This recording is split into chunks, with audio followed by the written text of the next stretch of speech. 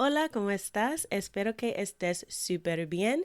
This is Tamara Marie, host of the Learn Spanish con Salsa podcast. Now, before we jump into this episode, I wanted to let you know about a special opportunity that you're definitely going to want to take advantage of, especially if your goal is to become fluent in Spanish. For a limited time only, my team is opening the doors to listeners of the podcast to take advantage of a free language coaching session. Now, in this session, it's not just we're teaching you about verbs or grammar, but we're really going to do a deep dive into what are your goals for learning Spanish, assess where you are on your journey to fluency at the moment, and help you map out a 90-day plan for how you can get to fluency. So we are going to help you take your Spanish to the next level, whether you're afraid of speaking Spanish or you just get a little bit nervous when you're talking to native speakers, or maybe you've got some of the basics down, but you really know that you struggle with getting your Spanish to flow and your listening skills aren't up to par. Whatever it is, even if it is a specific grammar issue, we will help you map out how to tackle that. And normally these sessions do cost, so we are offering a few slots for free. There are limited spaces available and they'll only be open up through the end of the month. So make sure you sign up. Go to SpanishConSalsa.com/coach. That's SpanishConSalsa.com/coach to book your free language coaching session where we will help you map out a 90-day plan to get to Spanish fluency. Okay, let's get started with the episode. Hola, bienvenidos al episodio 93. Welcome to episode 93 of the Learn Spanish con Salsa podcast. And this episode, I'm interviewing Kim Haas, the executive producer, host, and creator of Afro-Latino Travels with Kim Haas. Premiering on PBS during Hispanic Heritage Month, this groundbreaking TV series captures the heart and soul of Afro-Latino culture by exploring the history, art, music, dance, cuisine, and more that African descendants brought to Central and South America and the Caribbean. In part one of our conversation, Kim shares her advice for language learners and the most important experience that helped her reach fluency in Spanish, Portuguese, and Italian. I hope you enjoy this conversation with Kim. Entonces, vamos a empezar. Let's get started. This episode of the Learn Spanish con Salsa podcast is sponsored by uTalk. When you use the uTalk app, you develop your speaking and listening skills in a new language from day one. uTalk features 145 different languages, including 3 varieties of Spanish. Subscribe today to get access to all 2,500 words and phrases in your target language, covering over 60 different topics. To save 30% on your subscription, go to learnspanishconsalsa.com/uTalk. Happy language learning!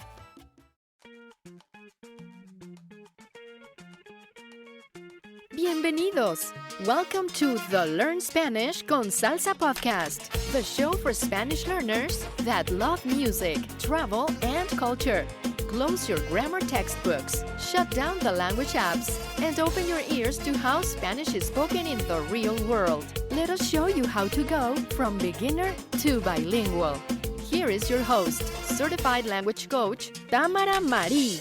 Hola, espero que estén muy bien. I hope you all are doing well. This is actually going to be just part one of my conversation with Kim. And in this episode, we'll talk a lot about language learning, and she'll share her rich experiences as she became fluent in 3 different languages. But before I get to the conversation with Kim, I do have an announcement.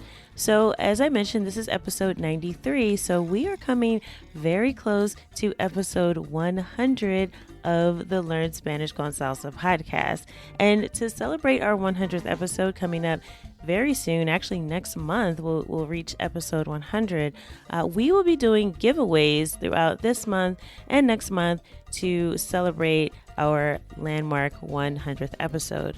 So starting this week, our first giveaway is going to be a copy of our ebook, 115 essential Spanish phrases. Now, this will give you insight into some of the most commonly used Spanish phrases that you will find in daily conversation. This will help you not only understand Spanish better, but it'll help you refine the way you speak Spanish so that you can sound more like a native speaker. So we are giving this ebook out between now and October 16th, so next Friday, and all you have to do to qualify to get our free ebook is send us a voice note. Let us know about your favorite episode or a takeaway that you received or just what you enjoy about listening to the podcast. We will be using these voice notes in our 100th episode. So if you are interested, just go to learnspanishconsalsa.com/voice. That's learnspanishconsalsa.com/voice. And there you'll be able to just click on record and leave us a voice note. So again, just share what you like about the podcast, your number one takeaway, your favorite episode. We just want to hear from you and hear your feedback. And if we include your voice note in our episode, our 100th episode coming up next month, then we will send you a copy of the ebook, 115 Essential Spanish Phrases, okay? So make sure if you want to be part of our 100th episode that you leave us a voice note, learnspanishconsalsa.com/voice, and we will send you a copy of the ebook, all right? So now let's get started with this week's episode. So first, I want to tell you a little bit about Kim before we dive into the conversation. Kim Haas is the executive producer, host, and creator of Afro-Latino Travels with Kim Haas. She has been active in Afro-Latino issues for more than a decade, and she's also the founder of losafrolatinos.com, a blog celebrating Afro-Latino culture. Kim speaks fluent Spanish, Italian, and Portuguese. She served as director of marketing for WWSI TV Telemundo, and she also served as an on-camera pledge host in English, Spanish, and Italian for WYBE TV in Philadelphia. She's a member of Delta Sigma Theta sorority and is passionate about her work with Afro-Latino Travels. She is extremely proud to be one of the few upcoming Black female travel hosts on public television, hoping to lead the path for more to follow. So with that, I hope you enjoy part one of my conversation with Kim Haas.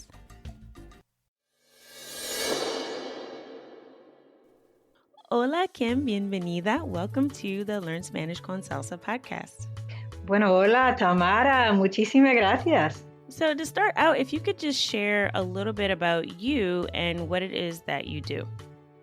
So it's a pleasure to be here. Thank you so much. And I am executive producer, host, and creator of PBS Travel show, Afro-Latino Travels with Kim Haas. And I also have a media and community outreach firm, and we are based in the New York City area. I'm originally from Philadelphia, so the city of brotherly love and sisterly affection. I always want to make sure I include the sisterly part. Yes, always have to include the sisters. Yes. And so so you started your own company, and how did you get started with that? Well, I knew early on, as probably a young child, that I wanted to be in a media, television, and I wanted to combine it with my love of languages. Haas Media really allows me to do those things and put together these great interests of mine into a career. So it started pretty early. I think since I can remember, I really always wanted to combine these interests. And how did you get started in language learning? You mentioned you have a passion for languages as well. And I know sometimes, especially in the African American community or Black community here in the U.S., when you start to learn another language, people ask, well, why are you learning that? Or are you from that culture? Or where are your parents from? These are questions I get, like, why are you learning Spanish? So what first piqued your interest in Spanish specifically and just in language learning in general? Yeah, sure.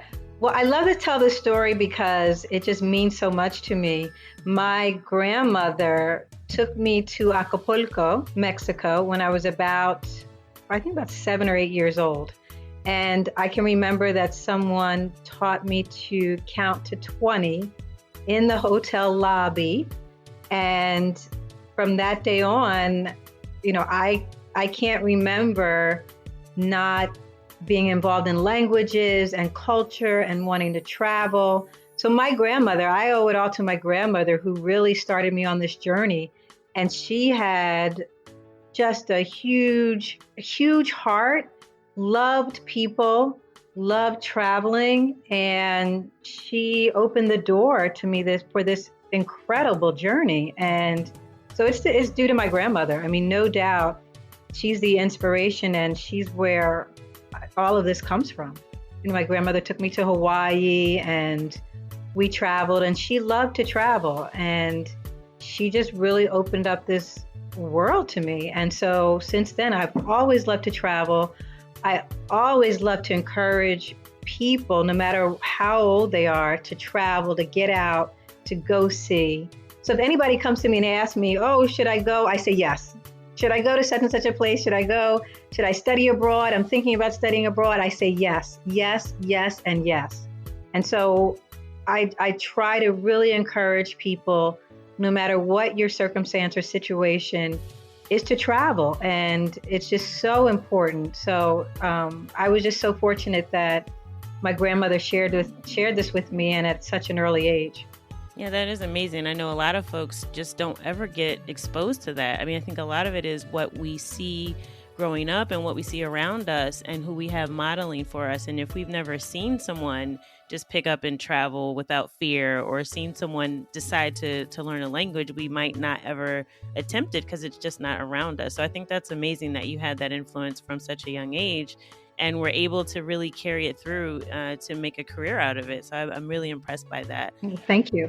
So you had this experience when you were 7. Your grandmother had this great influence on you, and she opened up this world of travel to you. So how did you go from sort of that initial spark to actually becoming fluent in Spanish? Did you do a study abroad, or what was your process for learning the language? So I did. I studied abroad junior year in Spain, in Sevilla, La Maravilla. And I lived with a wonderful family. It was a mother and 4 children. And the father had died, I think, months prior. So I was the first student that she hosted, and I just had an amazing time. I mean, it was just pretty incredible. And so that was my junior year abroad, but I had traveled prior to that and pretty much knew I wanted to study abroad. I mean, that was always on my radar, but I had been traveling with my family. So my parents and my brother and I, we would travel a lot, quite a bit throughout the United States, do a lot of domestic travel. And then my extended family, we traveled to a couple of islands in the Caribbean and did some traveling. But I think the languages and really studying and learning the languages, and when I became, I say, fluent, was really when I lived in Spain junior year, because there was nothing like it, because the family that I lived with did not speak English. And so that was actually perfect, even though it made it very challenging at times, but it was perfect for, a student who needed to learn and wanted to learn the languages, because it really forced me to have to ask the question, to get and be embarrassed, to feel, how do I maybe motion what I'm trying to say if I didn't have a dictionary or something in front of me? So it wasn't until I really lived in Spain and Seville for a year where the language fluency and understanding really, I think, picked up. Yeah, and I know a lot of people, share that experience about studying abroad. And I never studied abroad, but I did when I travel, when I had the opportunity to do so as an adult, because in college I was studying something very different than languages. But when I did get the opportunity to travel, I would do, an immersion program, and I would stay, they call it like a homestay. So I actually stay with the family. And Yeah. You're right. You really don't have a choice when you're with people that don't speak English, or you don't have another language in common. You've got to figure it out. So That's right. it's challenging, but it really does help you, I think, at the end of the day, begin to figure out ways to communicate even when you don't know everything. Right. Because you're always going to be in a situation where you've got to figure it out, right? It's not all going to be in the textbook laid out Yes. for you the way people actually speak. Yes, but I think if you really want to learn a language, it may be harder, especially in the beginning, and it forces you out of your comfort zone and all those things. It forces you to be resourceful. But I mean, I guess speaking from my personal experience, but I can see how my language abilities really developed over that almost year. And I have no doubt that I would not have had those kinds of experiences and returned back to the United States with the same level, perhaps of proficiency, if I hadn't lived with a family that didn't speak English. I mean, you have to force yourself, and it's easy. It's easy to, go around with friends who speak English only. And I did have a really good friend of mine who was from the States. But again, a lot of my time was spent with the family, and then I'd go home with them to their pueblo, Espera, in Cádiz province, and no one spoke. That's a whole nother podcast. But no one spoke English, and so if you can imagine this, 19-year-old African-American girl coming to this town where they hadn't seen anybody Black in, I couldn't tell you how long. All the windows open when I was in town. I can't remember how many people were there. I mean, I'm guessing maybe 1,000 people. So as soon as you came, as soon as somebody new arrived, everybody knew it.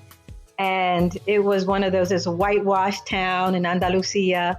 And it was pretty, it turned out to be pretty special. And I was really well received. But in the beginning, I mean, I was somebody, that they hadn't seen anybody Black in that town, and probably, I don't know if ever, or perhaps someone on television. So there was a lot of learning and a lot of different kinds of experiences, but you just you get stronger as a result of it, and you learn what you're made of, and you just keep growing.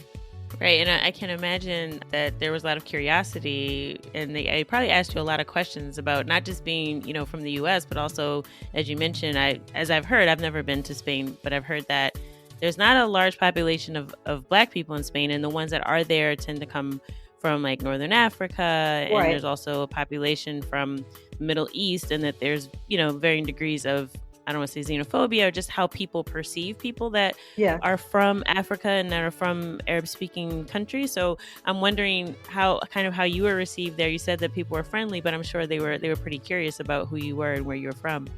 Oh yes, and let me clarify. I mean, people were very friendly in Espera, in the town, in Cádiz province. But when people stared. People stared at me like, it was like there's, you're thinking, is something wrong? And a lot of times people just hadn't seen someone Black before. In Seville, a larger city, people stared. But the experiences, so there's, different levels of experiences. Experience you have on the street, which is one thing. And sometimes, people would say things that weren't always too nice. So I want to be very, clear about that. But then the experience that I had with my family that I lived with, I felt like I was truly one of the family, a member of the family. And so, you take these things, you have different experiences. I always felt like the family that I lived with, I was truly welcomed, and they were as giving and loving as, you could ask for. But there were people on the trip who also, the study abroad, who did not feel as welcomed, and they were not Black. So, sometimes they didn't eat with their families. They really felt separate and apart. So I think it really just depends on the family and your situation. But I had an incredible year, and would not have changed it for the world. But yeah, that's not to say that there weren't times when, it was challenging for a whole host of reasons. And as a part of that, do you recall any moments where something got lost in translation, where you had, one of the experiences that we have when we're learning languages is we always make mistakes, right? You never get it 100% right. So is there anything you recall that was like a funny moment, or something that you're trying to say, you couldn't remember the right word, or you said the wrong word and you got a reaction that you weren't expecting?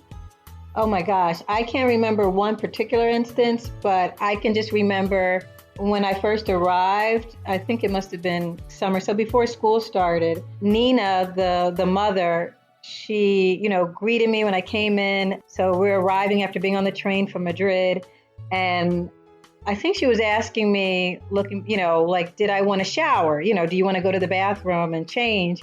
But I mean, I didn't understand a word she said.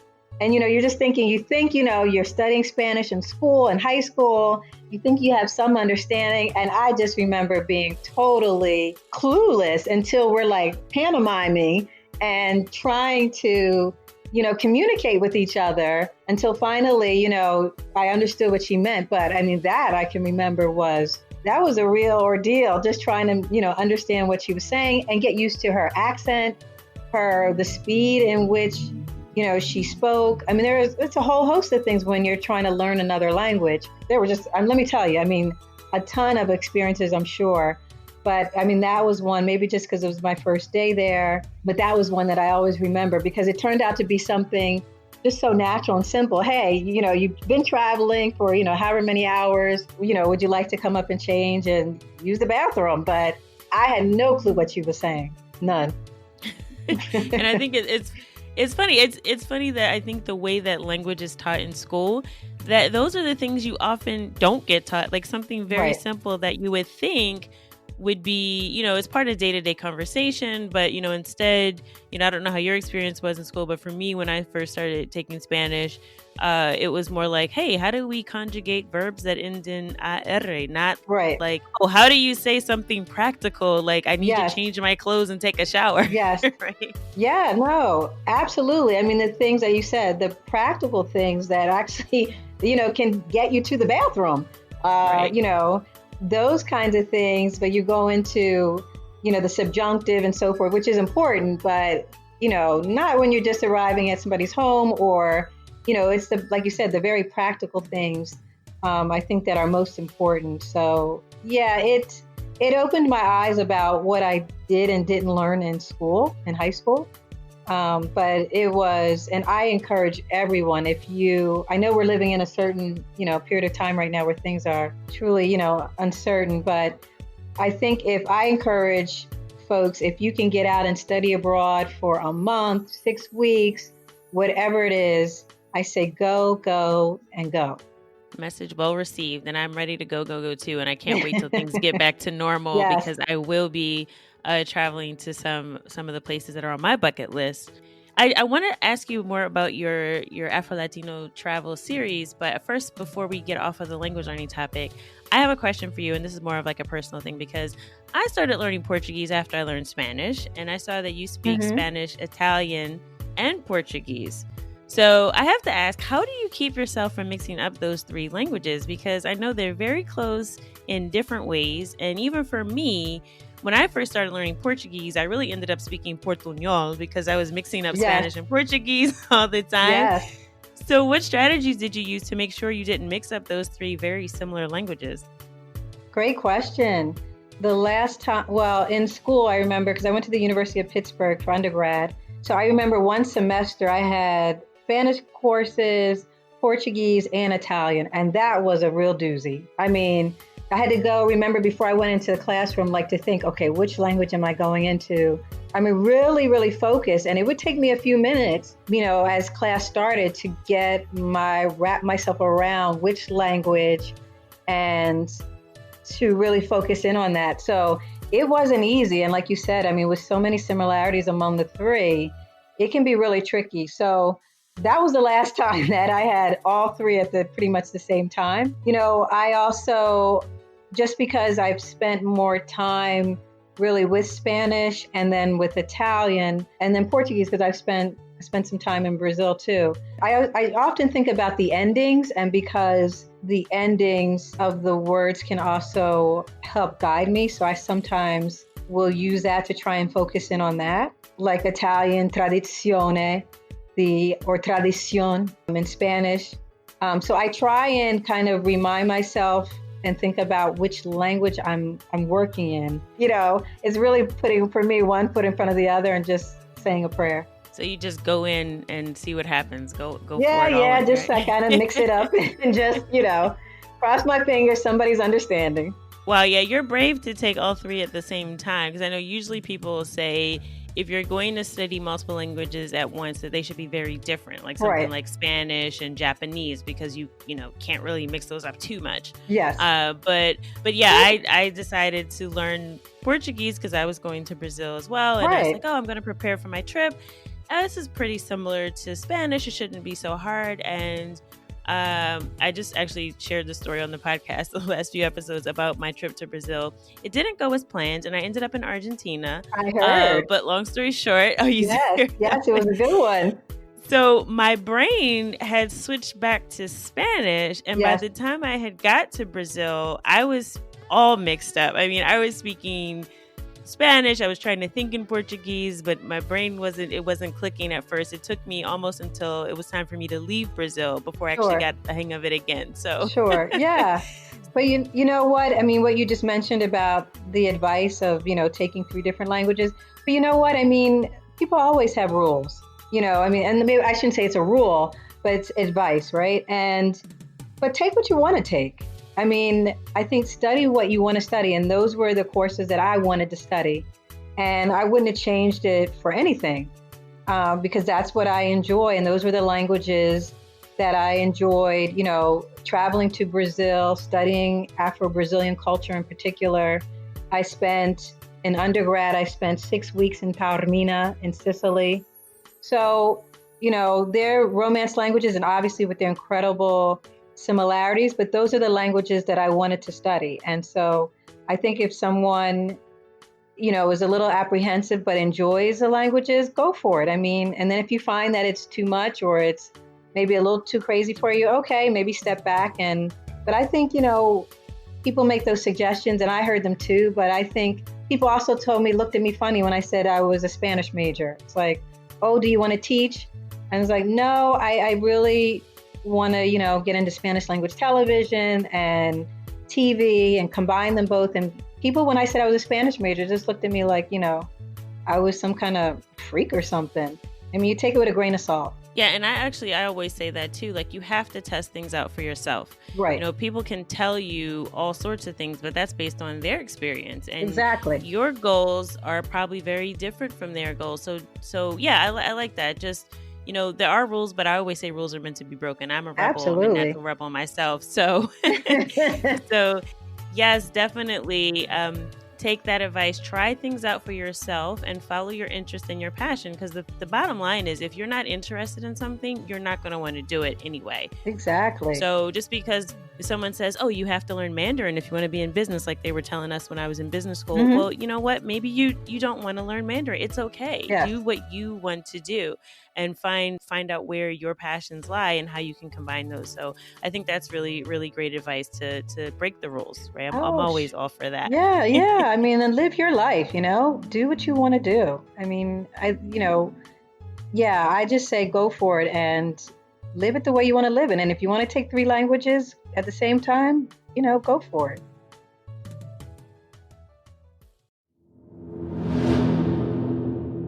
I hope you enjoyed that conversation with Kim. She has such a wealth of knowledge and experience to share.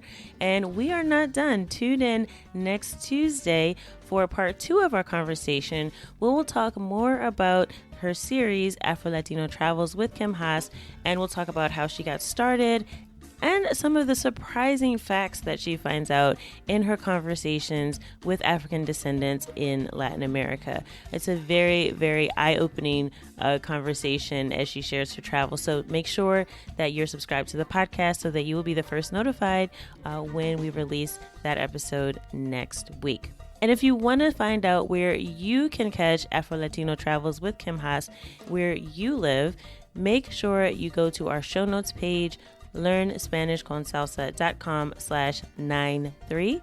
That's learnspanishconsalsa.com/93.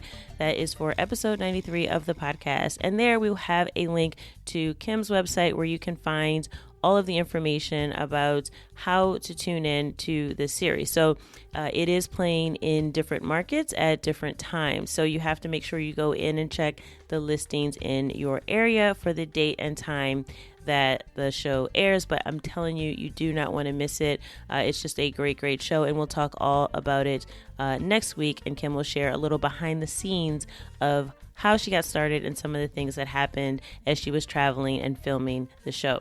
And don't forget, if you want to be a part of episode 100, make sure you leave us a voice note at learnspanishconsalsa.com/voice and let us know what you liked about this episode or your favorite episode of the podcast. As always, I hope something that you heard today has helped you go at least one step closer from Spanish beginner to bilingual. Hasta la próxima. Thank you for listening to the Learn Spanish con Salsa podcast at learnspanishconsalsa.com.